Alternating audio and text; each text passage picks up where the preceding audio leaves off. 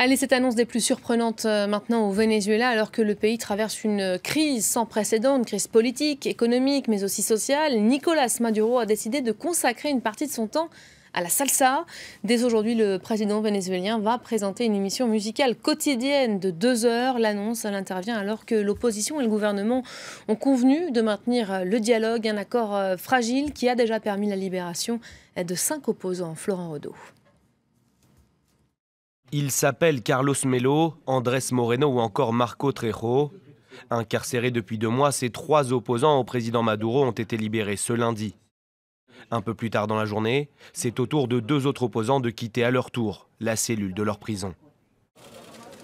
Le Venezuela compterait plus d'une centaine de prisonniers politiques, ce que dément fermement le président Nicolás Maduro. Pour l'opposition, leur libération est une condition sine qua non à la poursuite du dialogue ouvert ce dimanche avec le pouvoir. L'opposition réclame toujours l'organisation d'un référendum en vue de la révocation du président vénézuélien et des élections anticipées. Dans le même temps, Nicolás Maduro a rencontré Thomas Shannon, le sous-secrétaire d'État américain venu encourager ce dialogue. Nous avons eu une conversation d'1 heure sur beaucoup de sujets. Nous avons parlé de nos relations bilatérales.